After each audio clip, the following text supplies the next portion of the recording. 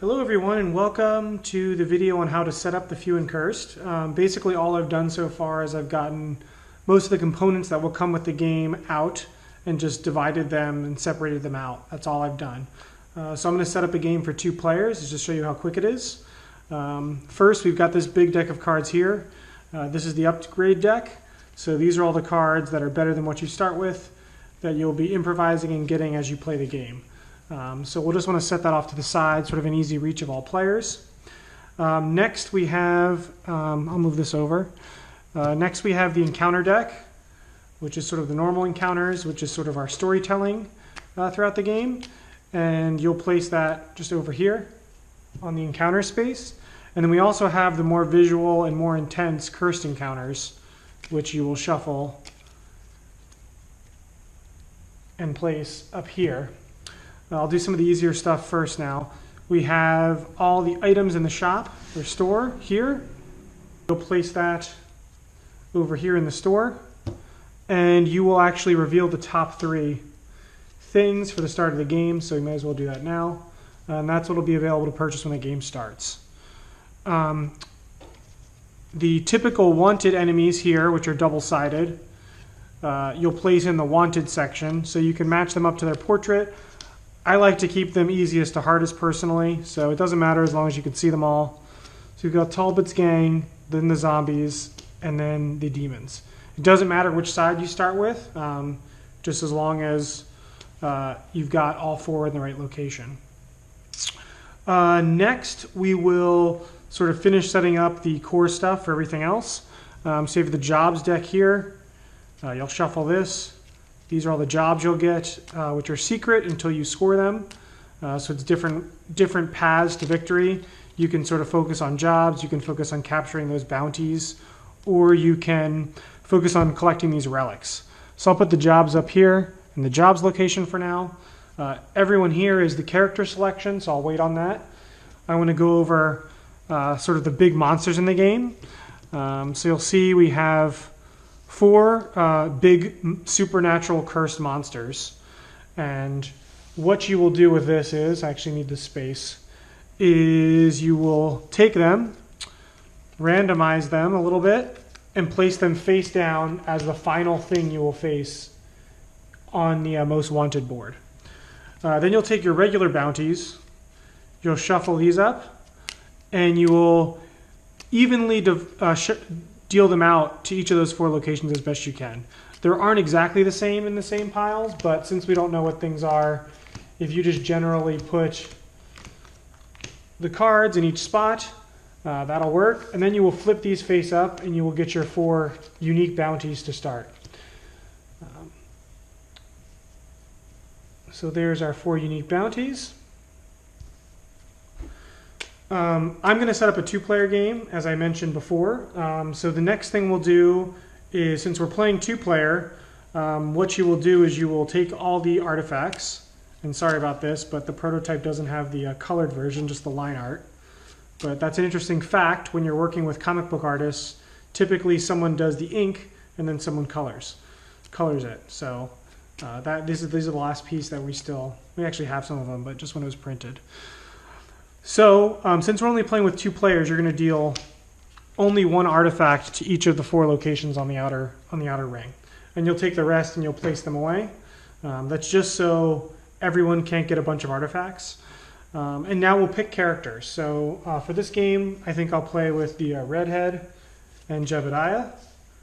They're sort of buddies if you follow the comics, and they work together. So you'll take your player board. You'll set it in your area. So if I'm setting up for the redhead, I'll then take the redhead card and I will place it in the normal state, the non-cursed state, which will be a red side. The purple side with the skull is always the cursed side. I'll place that here in the sort of portrait spot. I will take some black cubes to represent my maximum bullet capacity, which is on my board here in black, and I'll put that black cube here. And then my curse threshold is also a 4, so I'll put that here. And then I'll pick a color. And for the redhead, I think we should pick red. So I will take those red cubes, and I will place my starting health, which is here, which is 4. I start with 2 bullets, so I'll start that here. Again, I can hold 4. And everyone's curse starts at 0, so my curse will start at 0. Then finally, with this final cube, I will place it on the grit tracker, which is sort of our victory point condition down here on the grid, which goes around the map. So these monsters that we picked, we'll sort of set them off to the side. So all these great miniatures that we have. I wish they weren't clear, but I printed them with shapeways, and apparently their plastic is sort of this clear plastic. But hopefully they come out on camera okay. This is the Wendigo. He's probably my favorite looking miniature. And since I chose the redhead, I will take her figurine. Obviously, this is a prototype, so it's still a work in progress, but our intention would probably be to have colored bases that snap onto these. And you'll place her in San Andreas. I'll also want to make sure I take the redhead's starting deck. Every character has their own unique asymmetrical starting deck. So the redhead has 10 cards, and she starts with a lot more of the attack symbol rather than movement. Her attack cards are a little stronger than most other characters. So I will take her deck, shuffle that up. I can put that down here. I like to put it on the left side of my board. And then Jebediah, same thing. We'll take his deck. Now he only has 8 cards, but you'll notice he has a few of these cards that give him sort of more flexibility than other characters. He's generating attack and movement with some of his cards. But because he has less cards, he's more inclined to return to San Andreas. So again, I'll take his card. He starts face up.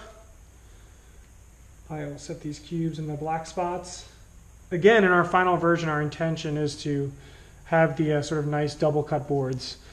And for Jebediah, let's do green. He starts with 3 bullets, and everyone starts at 0 curse. Now, the last thing we need to do for Jebediah, since we'll get all these other characters out of the way. But one of the things we want to notice, which I didn't do for the redhead, is everyone starts with a starting water or money value. The redhead, because she's such a fighter, focuses more on capturing bounties and completing jobs to earn her money. She doesn't start with money. It's not her focus. But Jebediah does start with a little bit of money. So what we'll do is we will have some coins from our first game, Brass Empire, which we'll be using for our money. But if you're looking at the Kickstarter page now, you'll see that we are planning to do some wooden components for the money and the water in the game. But that's it. We are now set up. The final sort of setup steps, once you've gotten the board set up, is each player would draw 4 jobs. So we'll just do the redhead as an example here. So she would be dealt 4 jobs. And I'll pick these up and hold them for you. And she would choose 2 to add to her hand. So Believer is actually trying to kill yourself. The redhead is one of those stronger characters, so I don't think she would keep that one. Camping in the Ruins is pretty easy to complete if she focuses on it, so maybe I'll keep that one. Gunslingers, I have to be holding 6 bullets. Now my capacity is at 4, so I would need to upgrade that twice and then buy bullets to maximize that capacity. So that's a ways away. And for these values, since I am one of the beefier characters and I start at 4 health, I think I'll take Survivor, since that's actually the easiest one. Of all the starting characters, the redhead is best at getting that job. Now, Jebediah would do the same thing with 4 different jobs.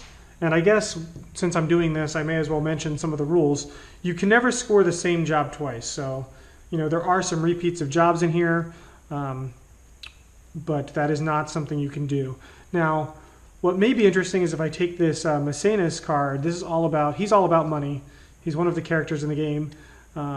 So this is actually a job that I don't have to worry about completing during the course of the game. At the end of the game, I will have a hidden scoring objective where I can score extra victory points in grit for every $3 I'm still having. So I'm gonna try that.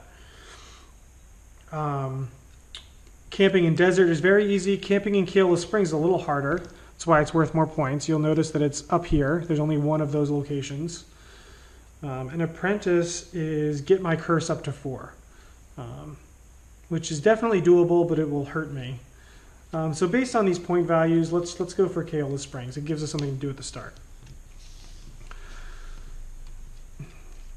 So you would pick your jobs to finish setup. All the jobs that you don't pick would be shuffled back into the deck. And then finally, each player would draw 4 cards to make up their starting hand. So I'll go ahead and do that, because why not? So we'll give 4 cards to the redhead.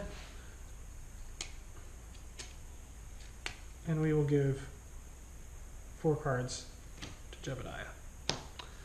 And we are now completely ready. We are completely set up and ready to start playing the Few and Cursed.